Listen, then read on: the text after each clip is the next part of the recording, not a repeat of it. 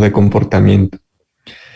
Para estructuras esenciales, como dice aquí, hospitales, clínicas, centros de salud o de emergencia sanitaria, instalaciones militares, de policía, bomberos, defensa civil, etcétera, y tienen toda una lista ahí de edificaciones.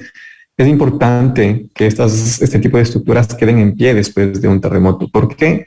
Porque en teoría son aquellos edificios o aquellas estructuras que deberían servir de centros de albergue de personas que se hayan quedado sin sus viviendas o damnificadas, o peor aún, dar atención, bueno, no peor aún, sino cumplir con su objetivo. Por ejemplo, en los hospitales, no puede un hospital quedarse sin funcionar si ya tiene pacientes dentro y seguramente requerirá atender mucha más gente. Entonces es impensable que un edificio de ese tipo pueda sufrir daños o por desprenderse una de las paredes de mampostería hayan sufrido algún tipo de lesión los médicos que están, que se supone que tienen que atender a la gente. Entonces es por eso que a ese tipo de estructuras el coeficiente de importancia es 1.5.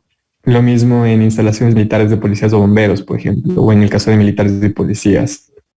Casi siempre después de una catástrofe viene el caos social también. Entonces, ¿quién nos defiende? ¿Con qué herramientas o de qué forma nos pueden defender militares o policías? ¿O de qué forma pueden mantener el orden?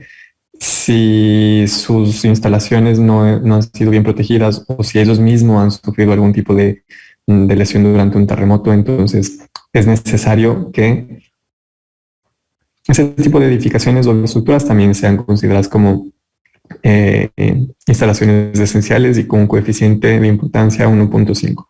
Luego vemos que para instalaciones no tan o bueno, que no son esenciales, pero sí son de ocupación especial, museos, iglesias, escuelas, en general lugares donde se reúne mucha gente durante periodos considerables de tiempo, el tipo de uso es 1.3 o el coeficiente de importancia es 1.3.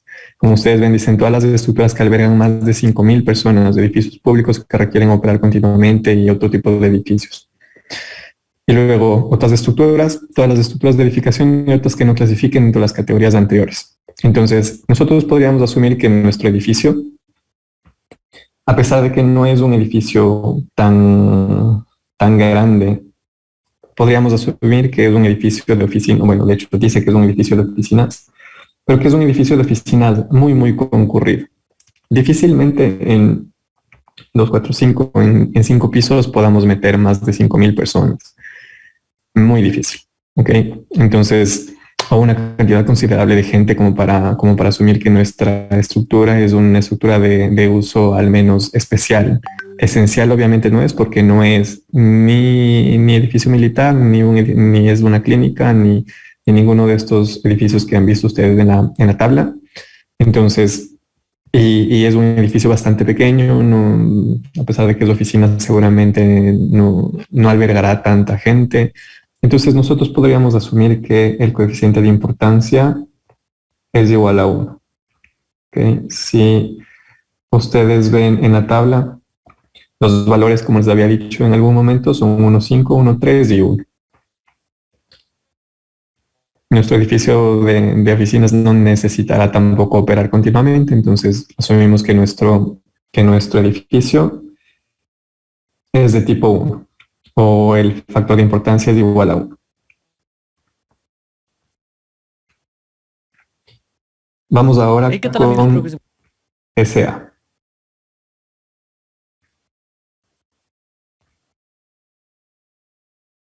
Encuentro muy pero muy bien. En este video les traigo un tutorial donde les mostraré cómo poder descargar e instalar el programa de Open Broadcaster Software, Entonces, también conocido o más ahora para calcular la aceleración espectral, que es una aceleración que depende del periodo de vibración de la estructura, TA, la norma nos dice que esta TA es un periodo aproximado de vibración. Y la norma nos indica 3 métodos por los cuales podemos nosotros calcular el periodo aproximado de vibración. Pero nos vamos a enfocar solamente en uno de los métodos. El otro es demasiado simple y el tercer método ya hace falta hacer un análisis estructural propiamente dicho. Entonces, el método más dentro de lo sencillo, más completo, por así decirlo, es el método que nos indica la parte 2 de la norma. Vamos otra vez, volvemos a la parte 2 y dice, TEA, el periodo de vibración, falta el aproximado que es de ese índice sub A, que está en la sección 633. Entonces bajamos un poco más y encontramos la sección 633. Entonces, nuestra norma nos indica dos métodos. Les dije antes tres, realmente son dos. Otras normas les indica un tercer método que es simplemente dividir, que es muy, muy simplificado, como les decía, que es simplemente dividir el número de pisos para 10. Y ese es el periodo aproximado, pero así muy aproximado, y que es válido solamente para estructuras que son construidas con pórticos especiales resistentes a momento. Okay. Y solamente hasta los 12 o 15 pisos como mucho. De todas formas, para nosotros nos serviría igual calcular con esta aproximación, pero vamos a utilizar la que nos dice la norma, que tenemos dos métodos. Dentro de ella, este método que se calcula el periodo en función de estos coeficientes CT y alfa. Entonces, ejecutar la configuración del programa, volvamos acá. La norma nos dice que el periodo aproximado es igual a un coeficiente CT multiplicado por HN y elevado a un factor alfa, en donde HN es la altura total del edificio medido desde la base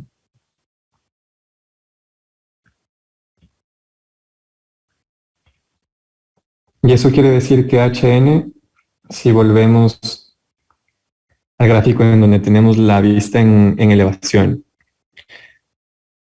dice que tenemos 1, 2, 3, 4, 5 pisos o 5 niveles por encima del nivel del terreno a 3 metros cada nivel. Eso significa que la altura total de nuestro edificio será 15 metros. Tenemos 5 pisos a 3 metros por piso. Esto es igual a 15 metros.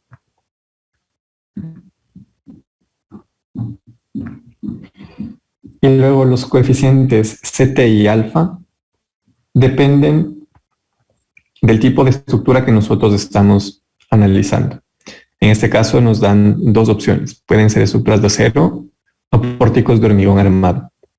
Como les he dicho, estamos diseñando una estructura o vamos a encontrar la fuerza de diseño de una estructura de hormigón armado. Entonces, obviamente venimos acá, pórticos especiales de hormigón armado, y nos dan otras dos opciones, que puede ser sin muros estructurales ni diagonales rigidizadoras, y otra es con muros estructurales o diagonales rigidizadoras, y para otras estructuras basadas en muros estructurales y mampostería estructural. En este caso no tenemos ni muros ni diagonales. Entonces los coeficientes CT es 0.055 y alfa es 0.9.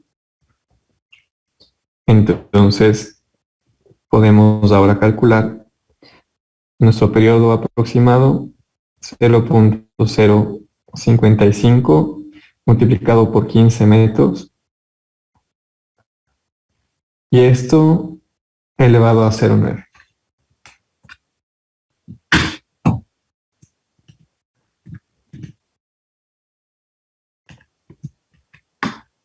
Esto es igual a 0.63. Esto en segundos. Entonces, voy a ir subrayando los datos que voy calculando y que me sirven para el cortante, para la definición del cortante basal. Este no lo voy a subrayar, solamente lo voy a denotar. Entonces, por ahora tenemos el periodo de vibración de la estructura. o el periodo aproximado de vibración. ¿Qué hacemos con este periodo aproximado de vibración? Ahora que tenemos el periodo, podemos nosotros calcular la aceleración espectral. Entonces, ahora sí, podemos venir a calcular la aceleración en función del periodo. Recuerden que esto estaba en la sección 3, si no recuerdo mal. En la sección Ingeniero, 3. disculpe, tengo una pregunta. ¿De dónde saca el valor de 0.5? 0.055 Ajá, 0.05 de la tabla. Ah, de la tabla. CT es 0.055 y alfa 0.9. Entonces, esos valores los utilizo para calcular el periodo de vibración. gracias, ingeniero. Sí. Ya, de nada.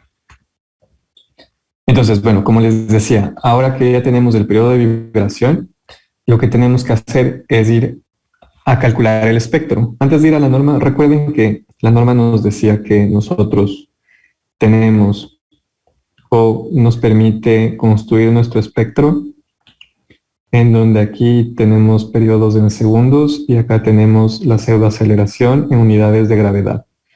Y nuestra norma se define con esta forma, en donde este punto es Z por FA, esto es eta por Z por FA,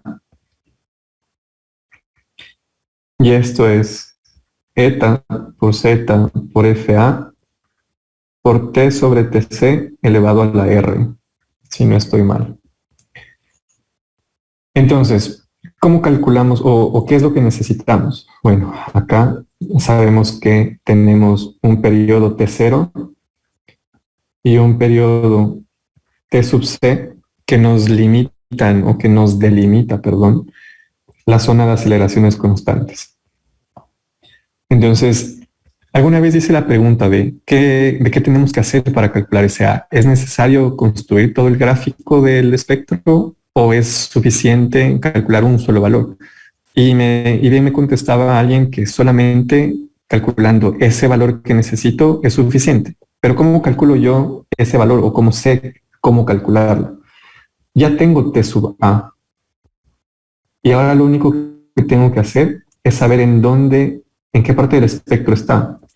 Si está en esta parte del espectro, o sea, si es mayor que T sub C, si está aquí, o sea, entre T sub 0 y T sub C, o incluso si es que es un periodo menor que T sub 0. Pero para saber eso, tengo que calcular T0 y TC. Entonces, empiezo calculando los periodos. T0 es igual a 0,55 de una relación de periodos. Vamos a ir a la norma para que lo vean ustedes mismos. Esto está en la parte 1 de la norma. Recuerden que estaba en la sección 3.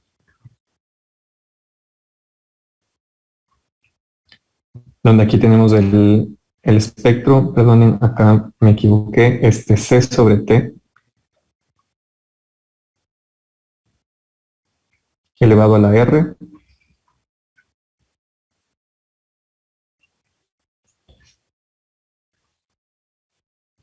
Y lo que necesito primero es calcular T0 y TC. En donde T0 es 0.10 de FS por FD sobre FA y TC es 0.55 de la misma relación. Entonces T0 es 0.10 FS por FB sobre FA. Sí. Y sabemos que, o nos dice también que TC es 0.55 de FS por FD sobre FA. Entonces, ¿qué eran estos factores de FS, FD y FA? Son factores que dependen del tipo de suelo y la región o la zona sísmica del Ecuador en donde nosotros estamos, en donde nosotros queremos construir el edificio o diseñar el edificio. ¿Qué define el tipo de suelo y la zona sísmica? El tipo de suelo ya nos lo han dicho como dato. que el tipo de suelo es un suelo tipo D. Lo tenemos aquí. Y luego que estamos diseñando un edificio en la ciudad de Loja. Si, Suele aparecer algo como esto, si que es lo que ustedes comparten van Twitch o YouTube. Ahora a... bien, cabe mencionar que hay dos problemas Bueno, comunes si a la hora ustedes de van a la instalar el parte 3 programa en de la Windows. norma, En uno de esos errores suele aparecer algo ustedes como pueden esto, que es lo encontrar que la ciudad de comparten Loja en la tabla. X64 o X80. Y me parece que ahí hicimos algún ejercicio nosotros aquí. No estoy seguro, pero bueno.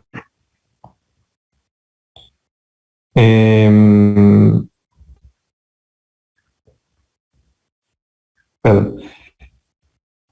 Para calcular esto necesito, o ya sé que tengo un suelo tipo D, y que el factor Z, o el coeficiente, o la aceleración máxima esperada en roca Z, para la ciudad de Loja es, si nos vamos a la parte 3, en donde está la tabla esta de poblaciones y su factor Z, vamos a la página 98.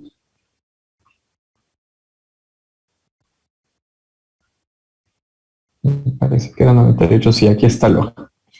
Y para la ciudad, o para, sí, la ciudad de Loja, acá como ustedes ven, tenemos población, parroquia, cantón, provincia. Para la ciudad de Loja tenemos un factor de 0.25. Lo ven acá al final de la tabla, dice Loja 0.25. Entonces sabemos que este factor Z es 0.25. Voy a resaltar también esto con amarillo para que sea un poco más visible. ¿Qué hacemos entonces con estos valores de Z y FB? Vamos nuevamente a la norma, a la parte 2, no, a la parte 1, perdón, nuevamente, en donde al inicio de la sección 3 teníamos estas tablas de los factores del comportamiento del suelo. Tenemos la tabla para FA, que es la primera tabla, la tabla 3. Luego tenemos la tabla 4 para FB y la tabla 5 para FS. Entonces lo que hacemos es, con el tipo de suelo D que nos han dicho que nosotros tenemos, suelo D, y un factor Z de 0.25, tenemos un factor FA de 1.4. Entonces volvamos para acá. Sabemos que derivado de esto, FA es 1.4. Ahora vamos a ver cuánto es FD y cuánto FS. Vamos a la siguiente tabla. Tipo de suelo D, zona sísmica 2 con un factor de 0.25, un factor Z de 0.25, el factor FD 1.45. ¿Lo ven? Volvemos acá y copiamos este valor de 1.45. Regresamos a la última tabla y nuevamente, para un tipo de suelo de una zona 2 con 0.25 de factor de aceleración en roca es 1.06. Volvemos y copiamos esto, 1.06. Ahora podemos ya calcular los periodos T0 y TC. Entonces, T0 es 0.10 multiplicado por 1.06 por 1.45 dividido para 1.40. Y TC será 0.55 multiplicado por esto mismo.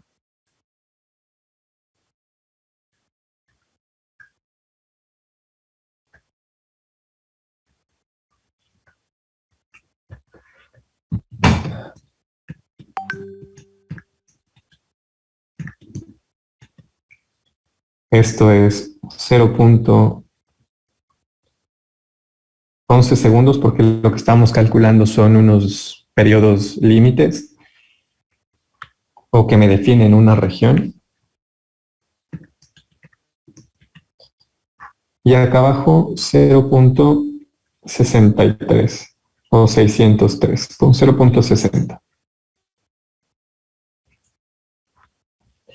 Entonces fíjense ustedes acá arriba, donde tenemos nuestro periodo de vibración de la estructura,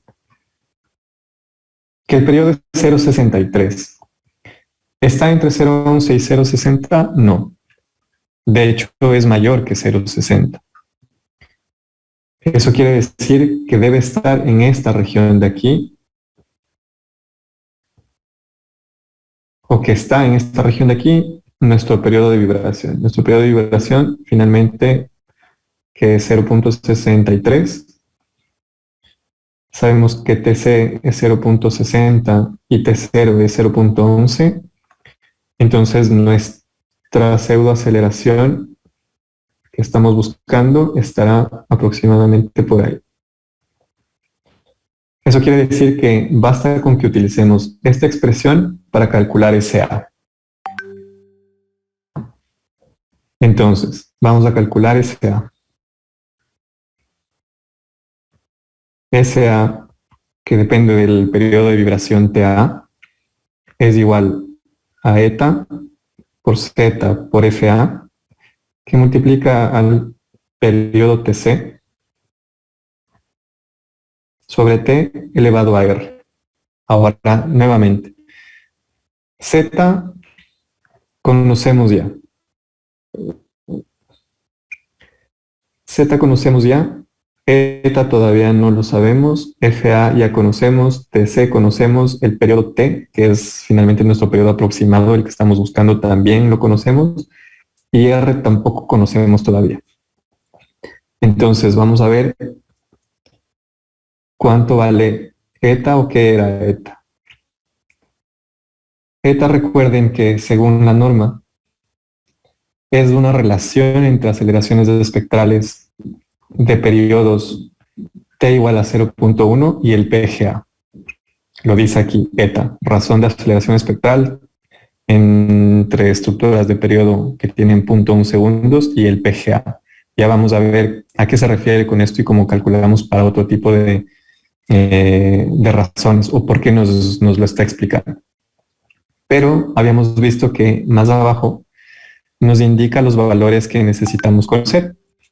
Para provincias de la costa, excepto Esmeraldas, eta es 1,80. Para provincias de las Sierras Esmeraldas y Galápagos, eta es 2,80. Y para provincias del Oriente, eta es 2,60. Entonces, nosotros podemos adoptar un valor de eta de 2.48. Y ya que estamos por acá, regresemos un poco y veamos que R era un factor que dependía del tipo de suelo. R es 1 para todos los suelos menos el suelo tipo E y R es 1.5 para los suelos tipo E. Tenemos un suelo tipo D, entonces R es igual a 1. Entonces con los valores que hemos visto acá, decimos que esto es 2.48 y R es igual a 1. Por lo tanto, SA en función del periodo de vibración será 2.48 multiplicado por Z, que es 0.25 en unidades de G, por FA, que era 1.40, y esto multiplicado por TC, que era 0.60, dividido para 0.63,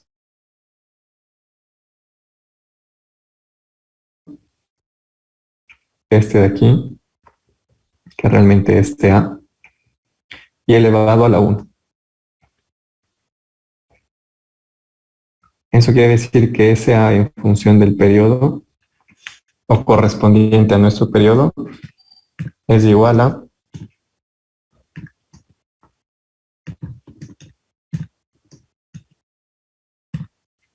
0.83.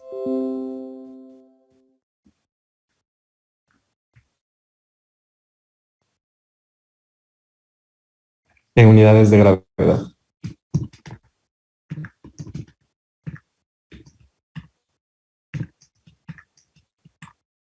Sí, 0.83. Eso también lo voy a resaltar en amarillo porque es parte de lo que necesito para completar mi ecuación del cortante basal.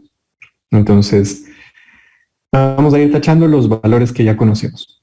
Ya conocemos I, ya conocemos SA. Fíjense que apenas hemos calculado 2 de los 6 valores que necesitamos. Entonces, ¿qué necesitamos a continuación? Necesitamos definir el valor de R. Recuerden que el valor de R es un factor que nos permite pasar del cortante elástico. Recuerdan que tenemos este gráfico de comportamiento estructural en donde tenemos fuerza versus deformación, en donde si es que esto es una estructura elástica, realmente nuestra estructura se comportará de manera no lineal. Y si sabemos que esto es BE y que nosotros estamos diseñando para este nivel de diseño, la relación entre BE y B de diseño es R. O sea, lo que estamos haciendo es transportar para encontrar esta delta D, transportar desde el elástico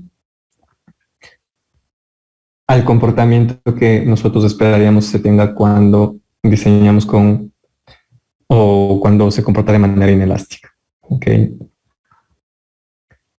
Entonces, R.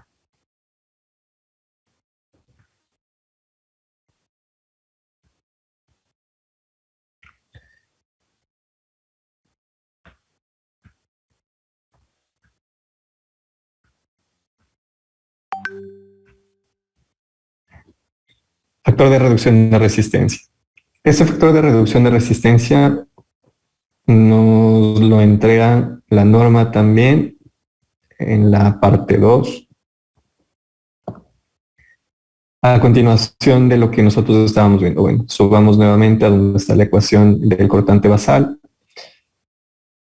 que no está aquí R.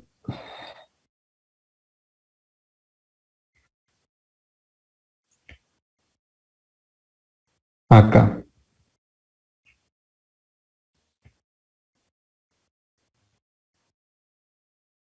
Definición del factor R en el marco de las NEC SDS. Entonces el factor R ya vimos que es un factor de reducción de resistencia, que depende del tipo de la estructura, el tipo de suelo, el periodo de vibración que estamos considerando y factores de ductilidad. Y R depende, o en las tablas, tal como se nos establece en esta norma, R depende del tipo de estructura que nosotros estamos analizando o el tipo de configuración estructural. En este caso, sabemos que las estructuras dúctiles son aquellas estructuras que se diseñan de tal forma que soporten grandes deformaciones, manteniendo cierto nivel de resistencia y que no fallen. Sí pueden tener daño considerable, pero no se espera que fallen. Entonces, ¿qué es un sistema dual? Un sistema dual generalmente es un sistema que combina pórticos y muros. En este caso no tenemos nosotros pórticos y muros, o pórticos y diagonales, o pórticos más pórticos con diagonales rigidizadoras. En este caso lo que nosotros tenemos es solamente sistemas de pórticos. En este caso seguimos en la tablita de sistemas estructurales dúctiles, pero estamos vamos ahora a la parte de pórticos resistentes a momentos. Y ahí nos dan 3 opciones. 1, pórticos especiales sismorresistentes de hormigón armado con vigas descolgadas, es decir, vigas que sobresalen de la losa hacia abajo o hacia arriba. Pórticos especiales sismorresistentes de acero laminado en caliente o de elementos armados de placas, no es nuestro caso porque no es una estructura de acero sino de hormigón. Y luego tenemos pórticos con columnas de hormigón armado y vigas de acero laminada en caliente. Tampoco es nuestro caso. Lo que sí es nuestro caso es el primero. Pórticos especiales sismorresistentes de hormigón armado con vigas descolgadas. Igual, los valores de R para cualquiera de los 3 casos es 8. pero el caso que nos corresponde a nosotros es el de pórticos especiales sismo resistentes de hormigón armado con vigas descolgadas. Miren que en la parte de abajo, además, y siendo todavía estructuras dúctiles, es decir, que pueden deformarse, sufrir daño, pero que no colapsarán, también tenemos sistemas de muros estructurales dúctiles de hormigón armado, que no son sistemas especiales, solamente dice sistemas de muros estructurales, y también pórticos sismo resistentes de hormigón armado con viga banda. Las vigas bandas son aquellas vigas que quedan perdidas o embebidas en la losa, que no son recomendables para construir en zonas sísmicas a menos que estén muy bien diseñadas. Entonces, recomendación, intenten que siempre las vigas sean descolgadas. Entonces volvamos a nuestro cuaderno para definir que R, tal como lo hemos visto en la tabla, es 8. Porque tenemos un sistema de pórticos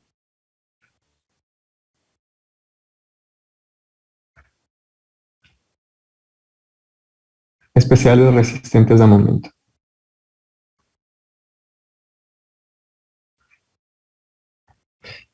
Esto de sistemas resistentes o pórticos especiales, pórticos intermedios, pórticos ordinarios, todo eso deberían explicarles o debieron haberles explicado en sus clases de diseño de hormigón o de acero, o en cualquier clase de diseño les explican a qué se refiere con pórticos ordinarios, ordinarios, intermedios y especiales, o pórticos con desplazamiento lateral restringido o arrastrados, pórticos con diagonales, pórticos con muros en general.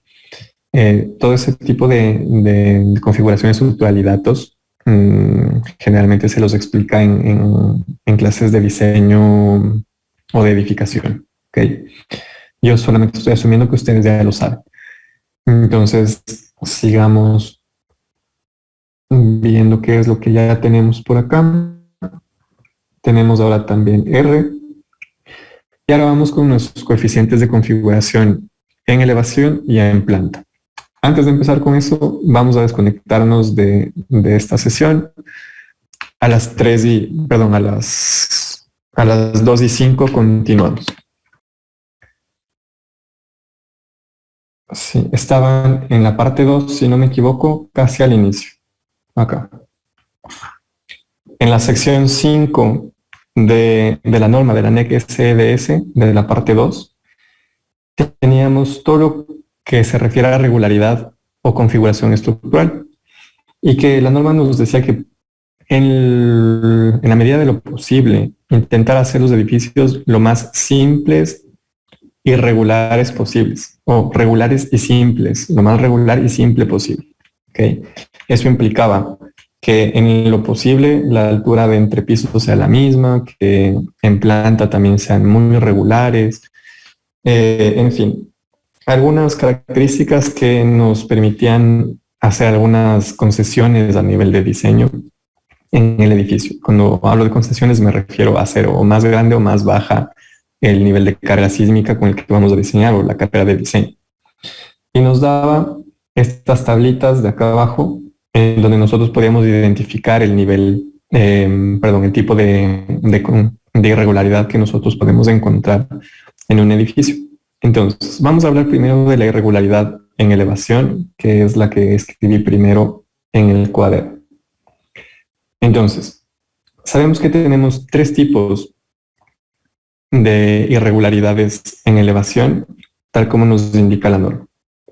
Vamos desde arriba. Los primeros habla de un piso flexible, que generalmente se da por cambios en las rigideces de las columnas.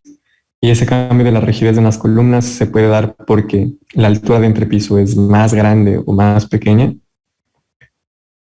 o porque las dimensiones de esos elementos verticales cambian, ya sea porque aparecen muros y desaparecen en un piso más arriba o más abajo, o porque las secciones de una columna se reducen y se aumentan y luego se vuelven a reducir, o son muy variables a lo largo de la altura del edificio. hay varias formas en las que la diferencia excesiva de rigidez lateral de un piso puede variar y generar pisos flexibles o pisos blandos, como se conoce también. En este caso, no está dicho, pero asumimos que la configuración o el tipo 1 de irregularidad en elevación no existe en nuestro caso. No tenemos piso flexible, no hay un muro que desaparezca mágicamente y vuelva a aparecer en un piso más arriba. Todas las alturas de entre pisos son las mismas, entonces podríamos asumir que piso flexible no hay. Por lo tanto, el valor de phi sub e para piso flexible será 1, ¿okay? No 0,9, será 1. Pero lo que sí tenemos, posiblemente, a pesar de que no vamos a hacer el cálculo que demuestra esto de definir MD mayor a 1.5 ME o MC, pero vamos a asumir que por el simple hecho de tener una biblioteca o un archivo en una planta media, que sí contamos con esta irregularidad tipo 2.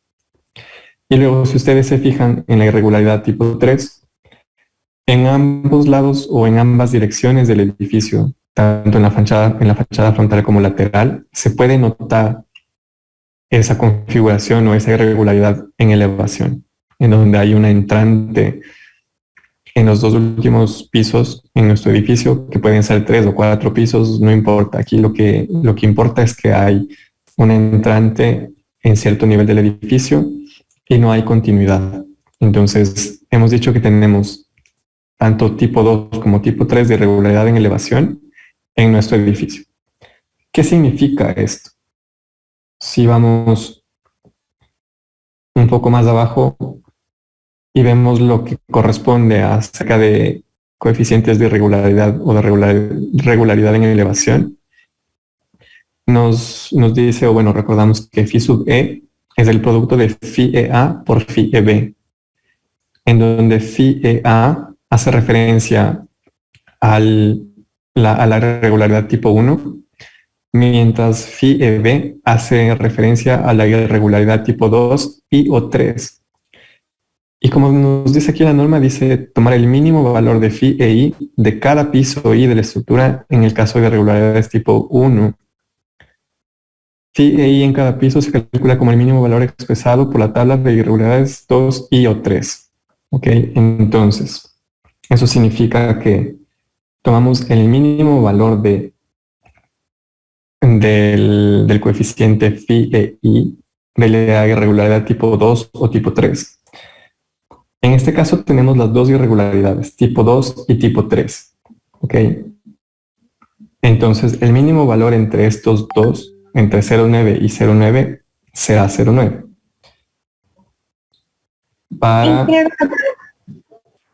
Dime.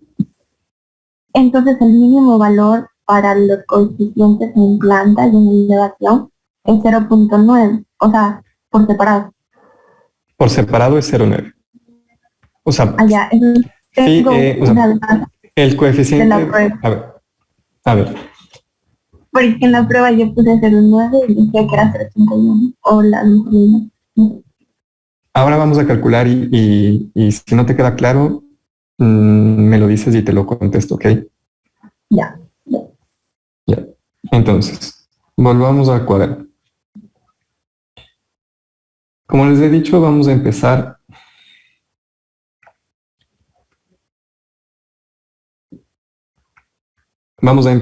con el coeficiente phi E, que es el coeficiente de configuración en elevación.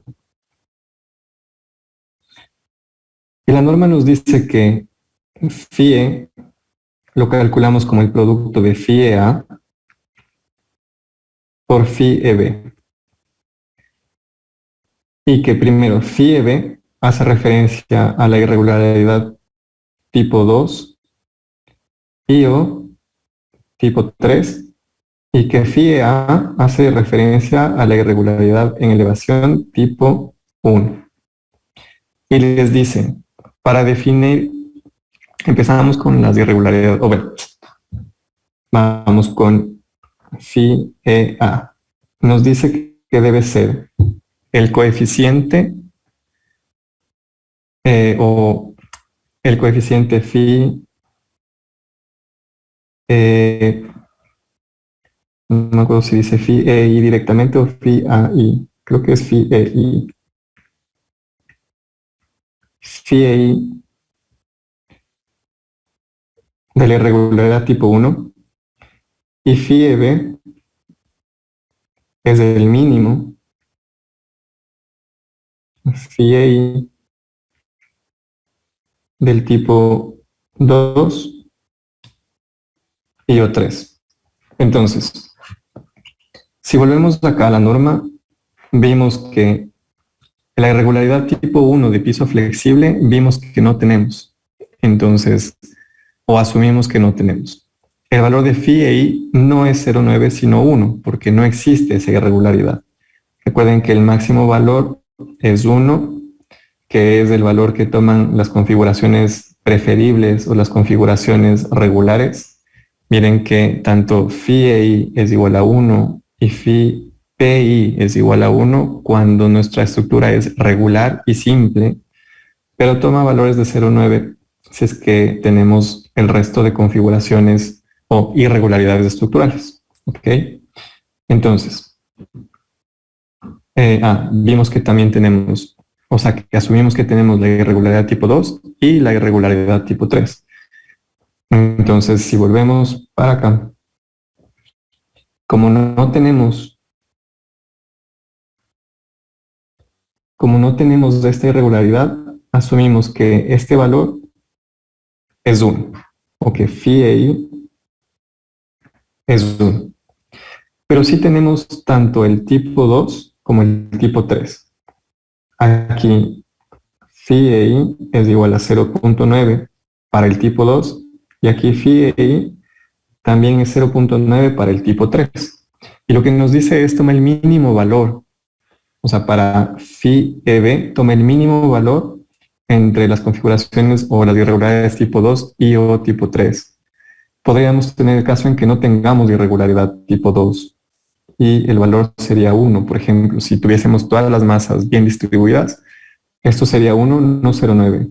Pero el mínimo sigue siendo 0,9 entre estos dos. Así que phi e a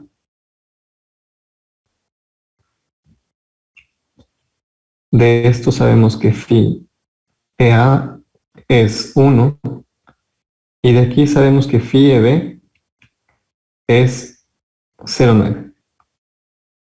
Y sabemos que el coeficiente de irregularidad en elevación entonces, que es phi e a por phi e b, es igual a 1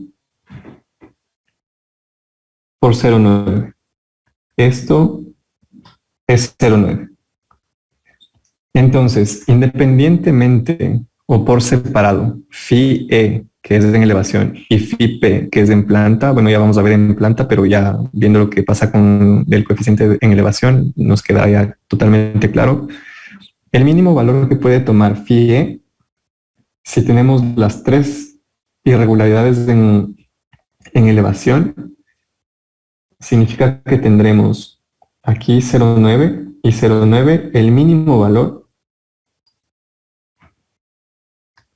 de phi e será 0,81, siempre.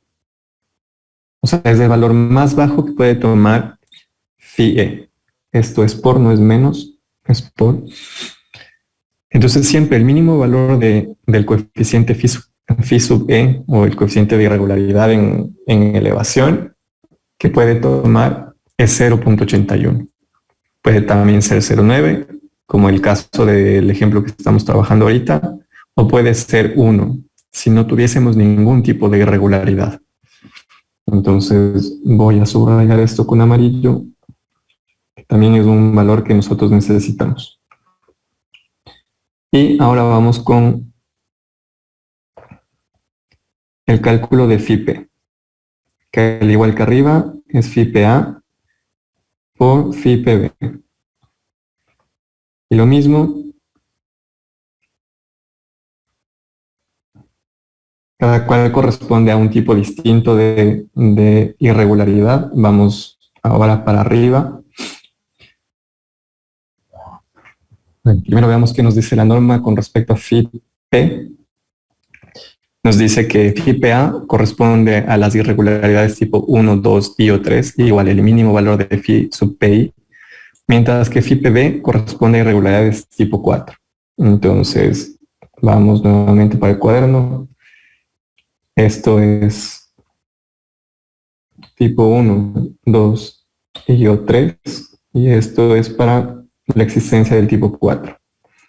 Eso quiere decir que phi PA es igual a el mínimo valor que pueda tomar entre el tipo 1, tipo 2 y tipo 3. Vamos a ver cuáles son las irregularidades tipo 1, tipo 2 y tipo 3. En este caso, no he puesto ningún tipo de irregularidad en planta.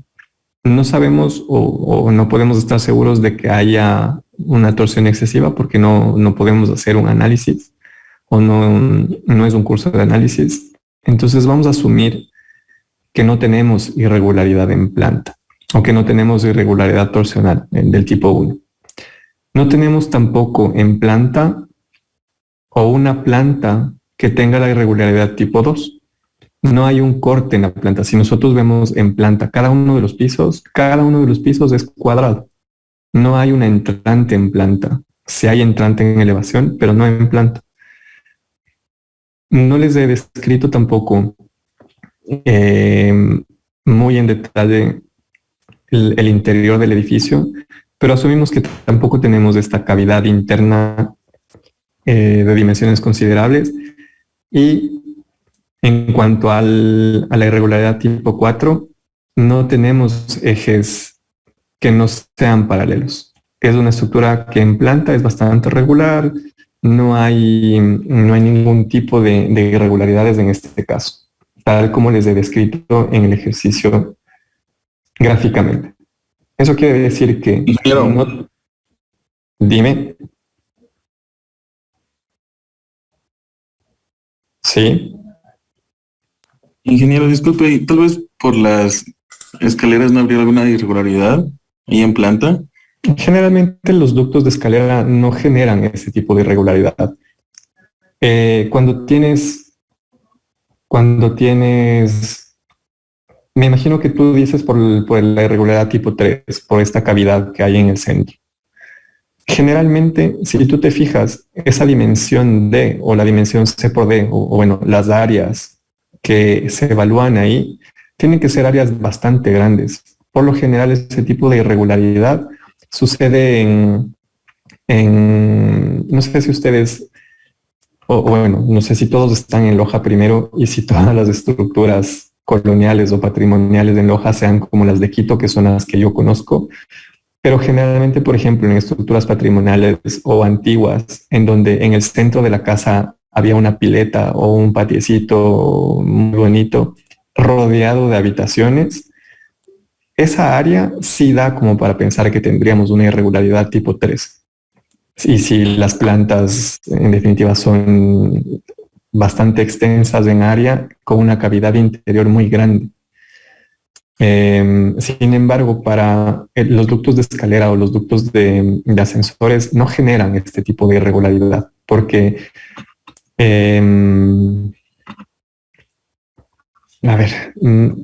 no, la ubicación del centro de masas y el centro de rigidez en ese tipo de edificios ya, digamos que queda bastante bien compensado con las dimensiones de las columnas o muros que se ubican. Entonces, no tenemos generalmente este tipo de irregularidad solamente por los ductos de escaleras o de ascensores. Entonces, no sé si eso contesta tu pregunta. Sí, ingeniero, entonces para considerar ese tipo de irregularidad 3 en planta, podría ser un ejemplo los centros comerciales, como se puede ver Sí. ahí en el medio, ¿no es cierto? Sí, ahí ya. Exacto. Sí. Gracias. De nada. Entonces, como vemos, no tenemos irregularidad del tipo 1, ni del tipo 2, ni del tipo 3. Eso significa que las phi PI Para PA serán 1, 1 y 1, y el mínimo de estos sigue siendo 1. De este tampoco tenemos, es 1. Eso quiere decir que phi PA es 1 y phi PB es también 1. Por lo tanto, phi P es 1 también, porque 1 por 1 es 1. Volvamos a ver nuestra ecuación. Tenemos esto y tenemos esto ya. Solo nos falta el peso reactivo sísmico. Vamos nuevamente para abajo.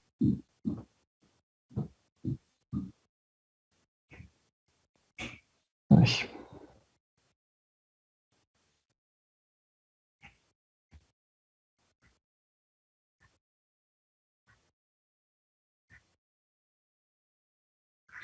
El peso reactivo sísmico. Entonces, si ustedes ven en la norma, este peso reactivo sísmico nos dice que debe ser toda la carga muerta más un 25% de la carga viva. Entonces, ¿de dónde sacamos la carga muerta? La carga muerta será lo que pesa nuestro edificio. Más adelante, cuando ya hagamos el diseño propiamente dicho o quizás no, de la cimentación.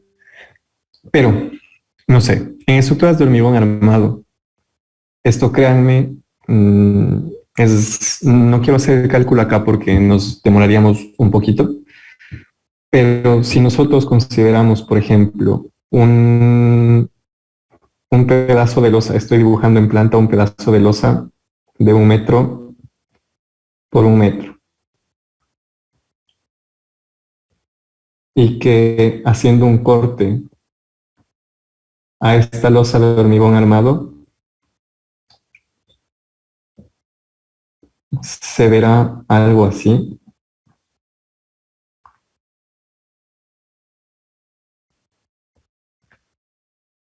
En donde estos son los bloques de alivianamiento para la losa. Esto es el espesor de la loseta. Esto es el espesor del nervio.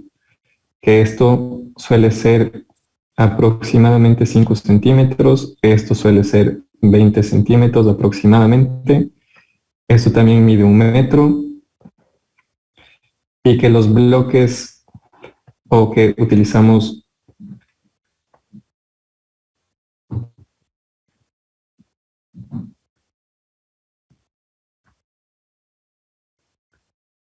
disculpen lo mal dibujado que está, pero si estos son bloques de alivianamiento, si utilizamos 8 bloques de alivianamiento por cada metro cuadrado de losa y tenemos los nervios de las losas, asumiendo que es una losa nervada distribuida de esta forma, y si consideramos el peso del hormigón, el peso de los bloques de alivianamiento, el peso del revestimiento o del acabado de la losa, más el peso de, no sé, podemos revestirlo con alfombra o podemos revestirlo con cerámica o porcelanato, lo que sea. Más cierto porcentaje de peso que aporta, no sé, las divisiones ambientales o paredes o cosas por el estilo, más el proporcional del peso de las vigas y de cierta porción de las columnas que estaría vinculado a la losa, podemos asumir más o menos que el peso propio o la carga muerta de 1 metro cuadrado de construcción es aproximadamente 1 tonelada por metro cuadrado. O sea, 9.81 kilonewtons por metro cuadrado de construcción, incluido el peso de las columnas, incluido el peso de las vigas, incluido el peso de, como les digo, de revestimientos, de mampostería, haciendo un estimado bastante, digamos que bastante aproximado, no es tan lejano de la realidad. podríamos asumir que el peso de un edificio aproximadamente es de 1 tonelada por cada metro cuadrado o 9.81 kilonewtons por metro cuadrado, más o menos, de una forma bastante aproximada, pero una aproximación bastante buena. Eso quiere decir que si nuestro edificio, que tiene 1, 2, 3, 4 y 5 losas, y cada losa tiene su área, una área A sub I, vamos a hacer una pequeña y rápida tablita acá abajo. Vamos a decir que tenemos piso, el piso 1, 2, 3, 4 y 5. O más que piso, las losas. Estoy numerando las losas. De la losa 1 a la losa 5.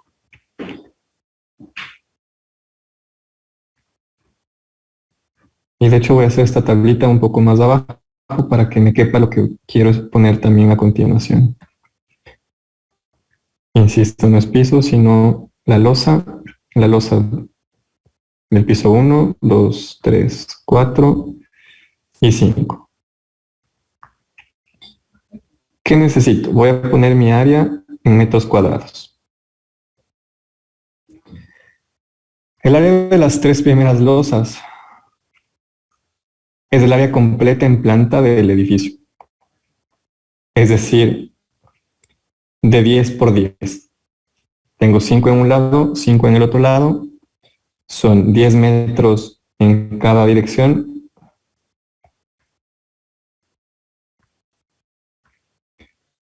Lo que me da un total de 100 metros cuadrados. En este caso, las dos plantas o las dos losas superiores solamente serán de 5 por 5, es decir, 25 metros cuadrados.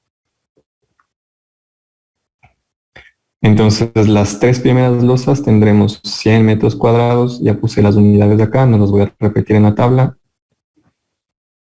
Y acá tenemos 25 metros cuadrados. Y he dicho que el peso por cada metro cuadrado de carga, o el peso propio, lo que equivale a la carga muerta,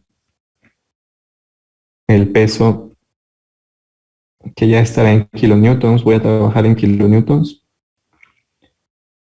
será esta de, perdón, voy a llamarlo Q sub T, que estará en kilonewtons por metro cuadrado. Entonces D es el área en metros cuadrados multiplicado por Q sub D, que está en kilonewtons por metro cuadrado, que es la carga distribuida o el peso distribuido por unidad de área. Esto me dará en unidades kilonewtons, que es unidad de fuerza o peso. Entonces, si multiplico 100 por, para hacerlo más fácil, voy a aproximar esto a 10, no a 981, sino a 10. Entonces, lo que tengo son 1000 kilonewtons, 1000 kilonewtons, 1000 kilonewtons, 250 y 250. ¿Hasta ahí me van siguiendo? Me imagino que sí. Y luego, la carga viva o el 25% de la carga viva también en kilonewtons. ¿De dónde obtengo la carga viva? La carga viva la obtendré de saber cuál es el tipo de uso de mi edificio. El tipo de uso de mi edificio ya hemos visto que son oficinas. La norma en el capítulo NEC o en la norma NEC SCG, que es de cargas gravitacionales, les dice que para oficinas, a ver, no sé si lo tengo por aquí.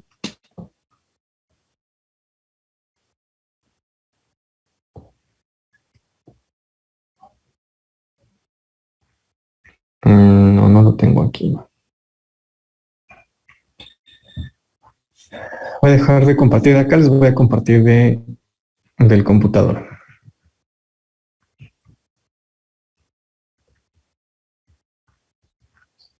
Si ustedes van a la norma NEC SSG,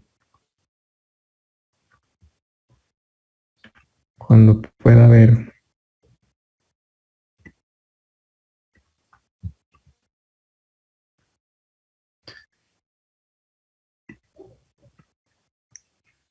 en la página 25 de la NEC SSG, les dice carga viva, sobrecargas mínimas. Dependiendo de la ocupación o el uso, les indica cuál es la carga uniforme en kilonewtons por metro cuadrado, dependiendo del tipo de uso. Si vamos nosotros a esta tabla y buscamos el tipo de uso de oficinas,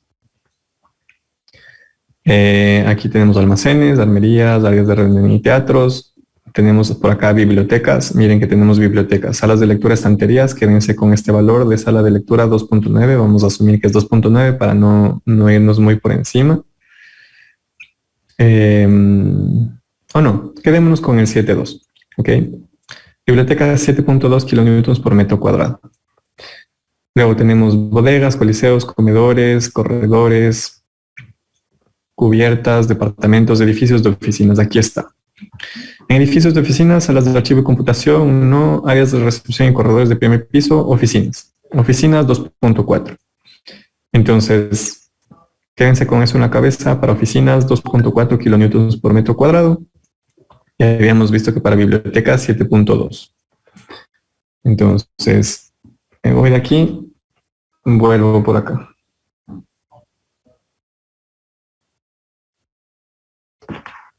Disculpen el desorden acá ahora en esta página, pero la norma nos dice que QL para oficinas o la carga distribuida por unidad de área. Voy a ponerlo un poco más abajo porque luego me va a estorbar para las sumatorias.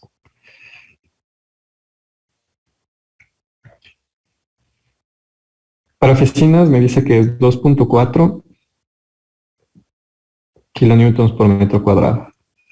Y nos dice que la carga viva para bibliotecas es 7.2 kilonewtons por metro cuadrado. Y si además necesitamos calcular el 25% de esto, entonces lo que tendremos es 0.25 por el área, que es 100 metros cuadrados, multiplicado por 2.4 kilonewtons por metro cuadrado. Eso será igual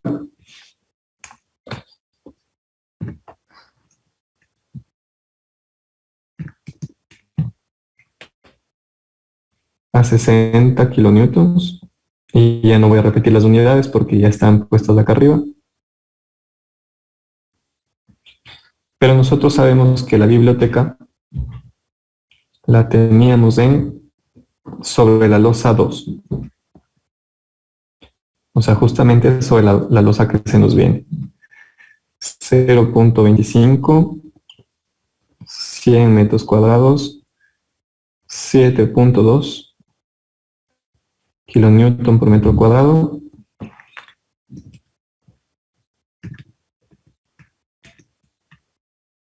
Esto es 180.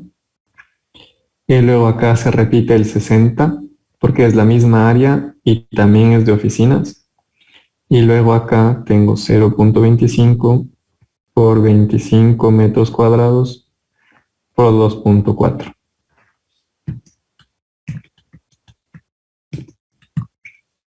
Que esto es 15. Y acá, como es la misma área, también es 15. Entonces, en definitiva, si yo calculo aquí, si yo sumo todos estos valores,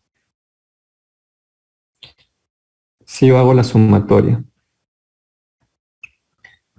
si sumo todos estos valores de aquí, tengo 1000, 2000, 3000, 500. 3500 kilonewtons. Y sumo todo esto de acá también hacia abajo. Tengo 15, 15, 30, 60, 90, 180, 270, 330. 330 kilonewtons. Y esto 3.500 kilonewtons. Luego, el peso sísmico es la suma de estos dos, que nos da 3.850. Perdón, 3.830.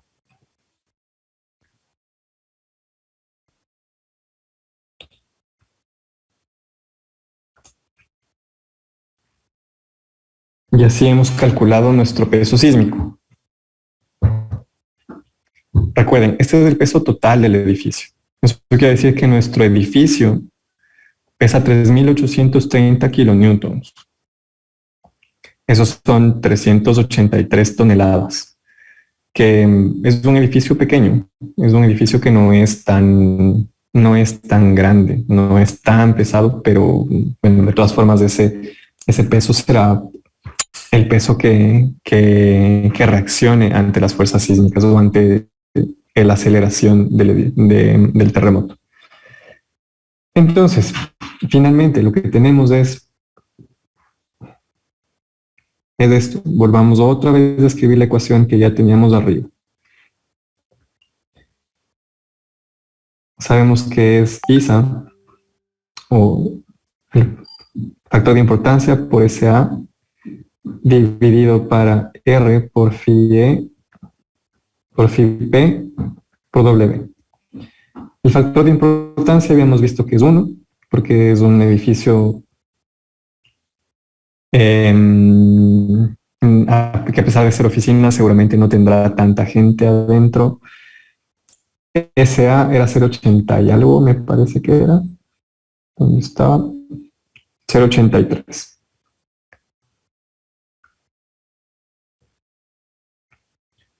0,83 Gs dividido para 8, que es el factor R, multiplicado por phi sub E, que es 0,9, y phi sub P, que es 1.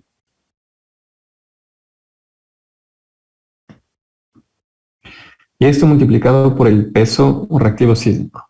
Ahora, recuerden que yo les había dicho que esto es un llamado coeficiente sísmico, o que en algunas normas encontrarán que se denomina coeficiente sísmico. Entonces vamos primero a calcular a qué es igual esa pequeña parte, bueno, esa pequeña gran parte de la ecuación. El coeficiente sísmico va a ser 1 por 0,83 dividido para 8 por 0,9. Esto es 0,12. Eso quiere decir que el cortante basal es 0,12 W. Fíjense que lo que nos dice la norma, a fin de cuentas, es que el cortante basal representa un porcentaje, perdón, no un porcentaje, sino una fracción del peso del edificio. Es decir que el cortante basal en este caso es del 12% en magnitud, el 12% del peso reactivo sísmico del mismo edificio.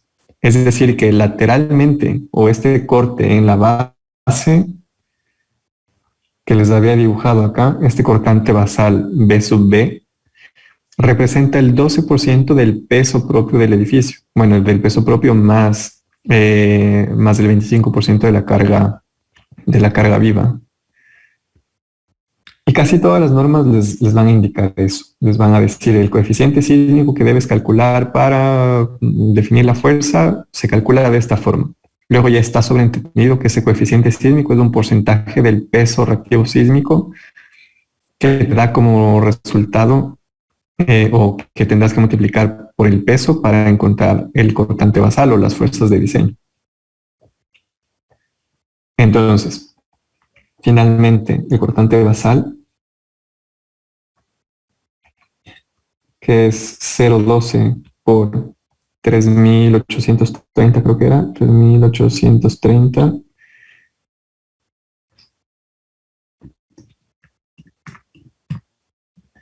Son 459.6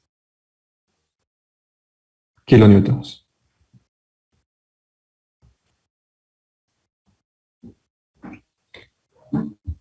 Y ese es el cortante basal de diseño.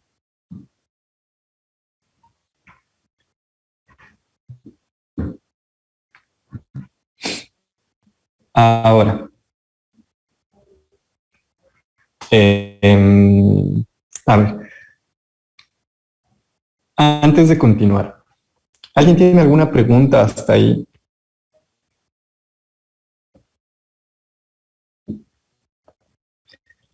¿Alguien tiene alguna duda al respecto?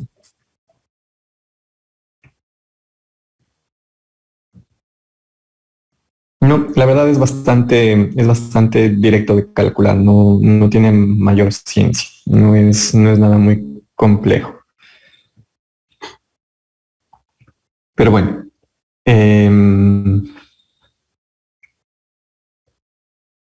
tenemos todavía 15 minutos.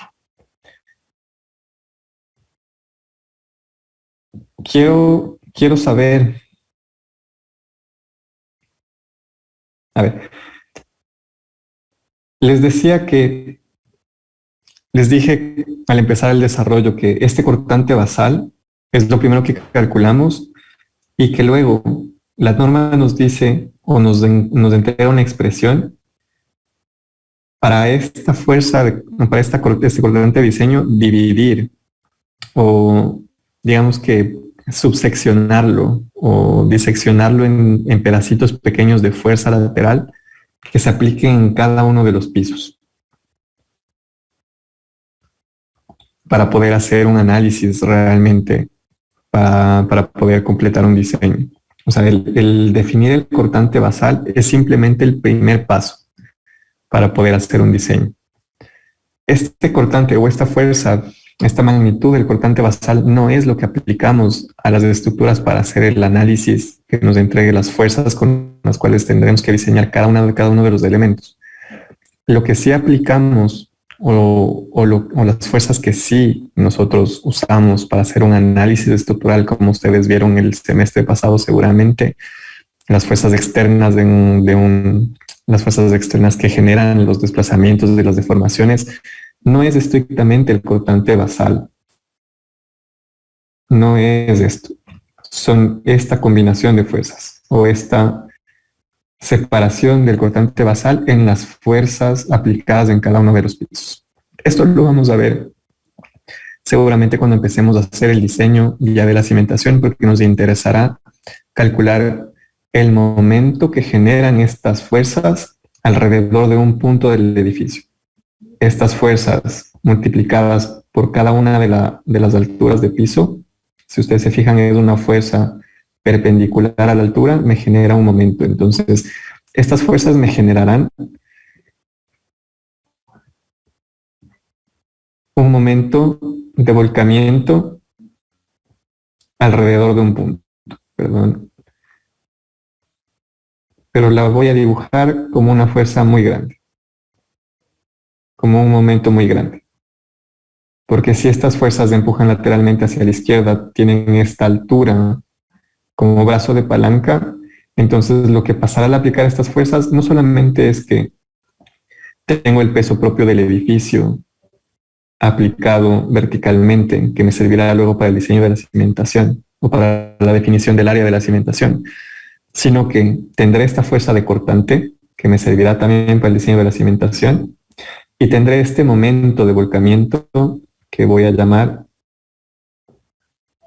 M0, que me servirá para el diseño de la cimentación. ¿Cómo calculo este momento? Con las fuerzas laterales. ¿De dónde salen estas fuerzas? Pues de descomponer el cortante basal. ¿Ok? Pero eso lo vamos a hacer más adelante. Lo que me queda pendiente ahorita y que quiero hacerlo muy rápidamente es, a pesar de que ha estado, o a pesar de que de alguna forma ha quedado implícito, por así decirlo, el hecho de que hemos utilizado el factor de zona Z de las tablas, que si ustedes recuerdan es lo mismo que coger el mapa de peligro sísmico, ubicarnos en la región del Ecuador que nos interesa y leer el valor de Z. Pero recordemos que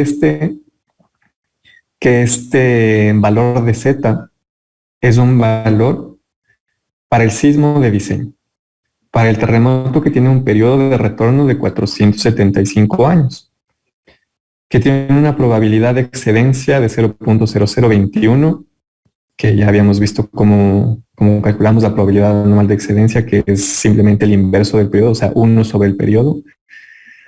Y esas son las aceleraciones, o estas son las aceleraciones que nosotros encontramos en roca para el periodo de retorno del terremoto de diseño.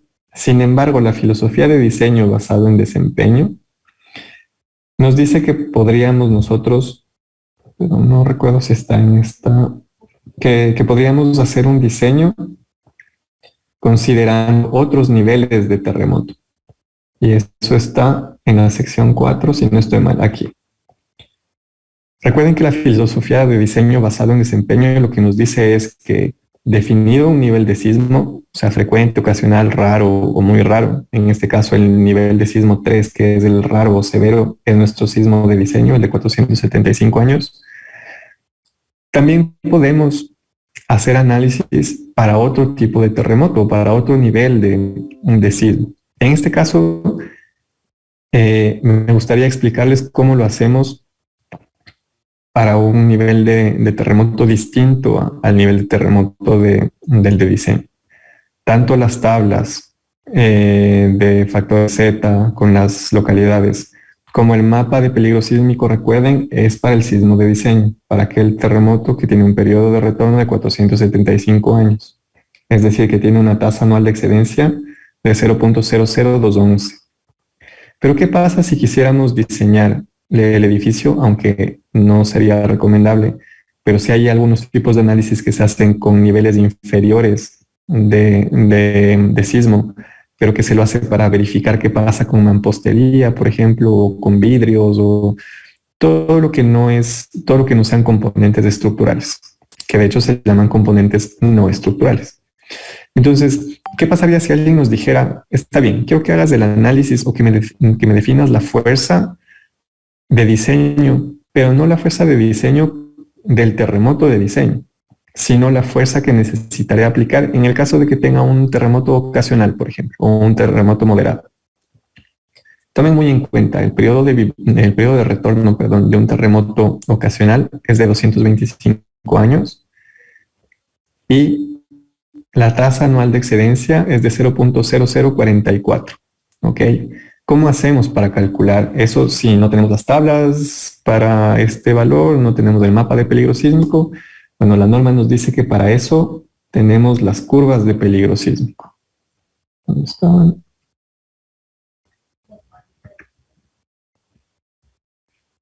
Tenemos las curvas de peligro sísmico. Y las curvas de peligro sísmico nos enseñan con distintos colores. Cada una de estas curvas nos indica una relación entre aceleración, o sea, valor Z, y la tasa anual de excedencia para distintos periodos estructurales, incluidos el PGA, que es la aceleración máxima del suelo, o sea, equivalente a cuando el edificio tiene un periodo igual a 0. Entonces, para el caso de Loja, voy a poner aquí.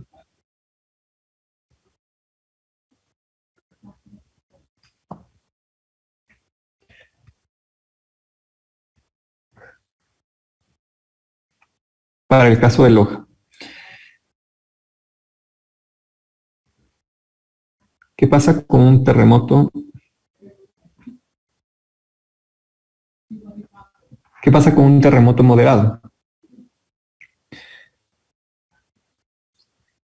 Un terremoto moderado es aquel que tiene un periodo de retorno de 225 años o la probabilidad anual de excedencia es igual a 0.00444.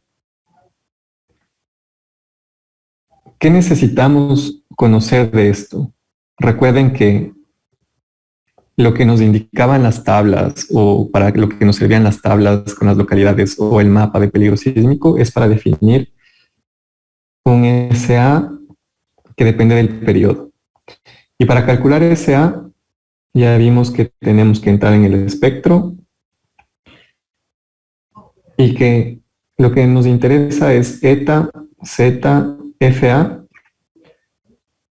o eta, zeta, FA multiplicado por TC sobre T a la R. Y aquí sabemos que tenemos el PGA. Entonces, ¿para qué nos sirve esto? Para poder calcular este valor Z y eta. ¿Cómo? Voy a pegar aquí un gráfico que ya me adelanté copiándolo, que es justamente el de la ciudad de Loja.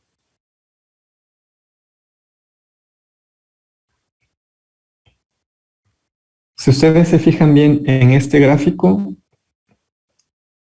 dice curva de peligro sísmico para Loja,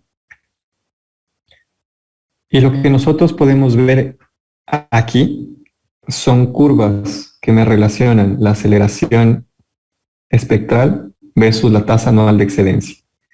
Y fíjense muy bien que la aceleración está en escala lineal, 0, 0, 1, 0, 2, perdón, 0, 0, 1, 0, 2, 0, 3, 0, 4. No está viéndose nada. 0, 0, 1, 0, 2, 0, 3, 0, 4 y así sucesivamente. Mientras que la escala vertical está en escala logarítmica. Eso quiere decir que tenemos 1, 0, 1, 0.001, 0.001. Eso quiere decir que la línea a continuación, esta de acá, será 0.002, esta será 0.003, 0.004 y así sucesivamente hasta llegar al 0.01. Esta será 0.02. Bueno, ustedes saben leer escalas logarítmicas. Entonces, ¿qué es lo que tenemos? 0. Nosotros sabemos 01, 02, 03, 04 y así sucesivamente. Nosotros sabemos que si es que el PGA está aquí, por ejemplo, ¿dónde está? Sabemos que el PGA según la norma era Z. Tenemos las curvas de peligro sísmico. Pero ya no, y las curvas de peligro sísmico nos enseñan con distintos colores. Podemos obtener el PGA. Cada una de estas curvas nos indica una relación entre aceleración, o sea, valor Z, sabemos, y la tasa anual de excedencia. Me interesa es 0.2044. O sea, 0.20, 2, 3, 4 por aquí.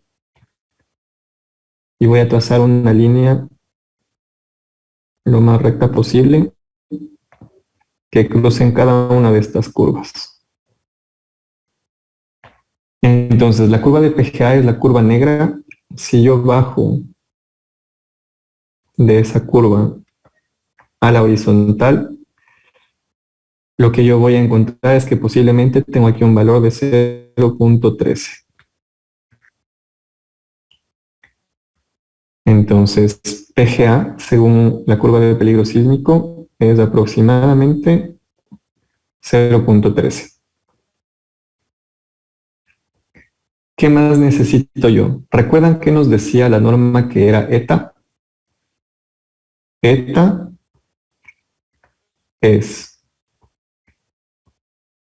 la aceleración para un periodo de 0.10 dividido para el PGA. El PGA ya lo tenemos, es 0.13. Pero la aceleración para un periodo de 0.10 es esta en azul, perdón. Es esta de acá abajo en magenta. Entonces bajamos desde aquí y al parecer tenemos 0.34. 0.34. De esta forma, si calculamos ese 0.34 dividido para 0.13, tenemos 2.61. ¿Recuerdan cuál era el valor de eta que nos decía la norma que podíamos escoger para provincias de la sierra? Pues si no lo recuerdan, la teníamos por acá, creo que era 2.48. Y 2.48. Ya, 2.48. Entonces, siendo un poco más estrictos con el cálculo, miren que el valor es bastante cercano, 2.61.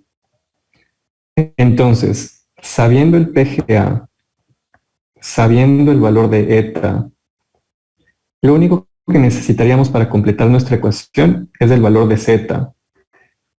¿Y de dónde lo podemos calcular? Lo podemos calcular justamente de aquí. Entonces, sabemos que z es igual, o podemos decir que z es igual a PGA dividido para FA. Entonces, 0.13, si no recuerdo mal, FA era 1.40.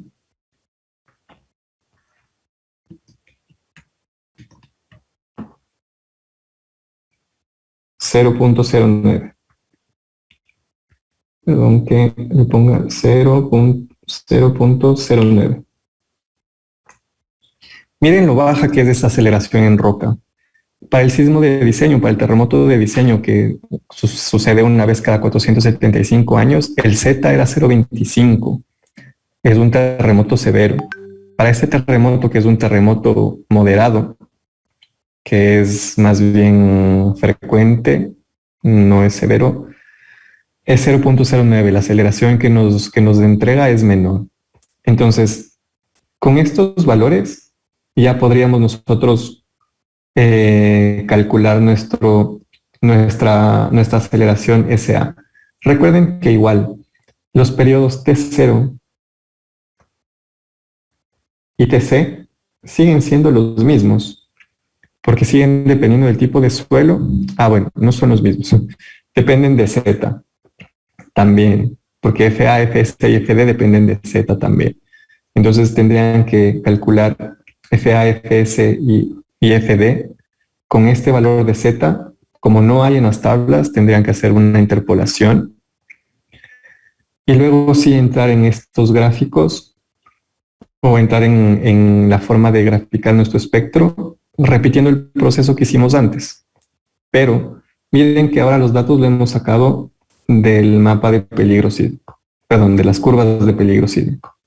Entonces, les voy a dejar como tarea, ahorita solamente así de palabra aquí. Espero tener un poco de tiempo para subirles el enunciado al Canvas, pero hagan este ejercicio hoy mismo antes de que se les olvide. Con este valor de Z, con este valor de PGA, que recuerden que también es este valor de PGA, perdón, que es un estimado.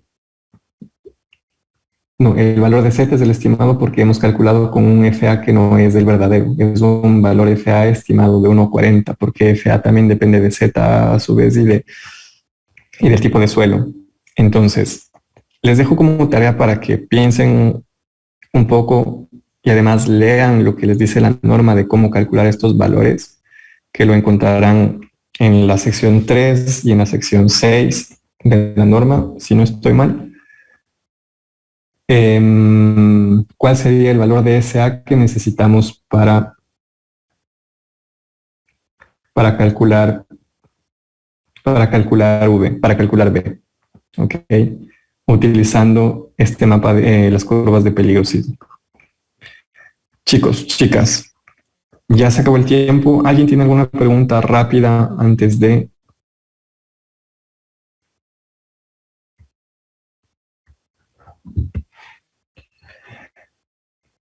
Bueno, si nadie tiene ninguna pregunta, chicos, nos vemos el siguiente lunes. Les subiré las actividades que tendrán que hacer Y el lunes posiblemente hagamos algún ejercicio complementario a esto o desarrollemos algún ejercicio vinculado con las curvas de peligro sísmico y la distribución en altura de la fuerza del cortante basal, como para no apretarnos tanto. Si este bimestre fue apretado, el siguiente con cómo hay que aprender a diseñar las cimentaciones va a estar un poco más apretado. Entonces, nos vemos el siguiente lunes con clases. El examen será el martes. Eso, chicos. Buenas tardes y un buen resto de semana.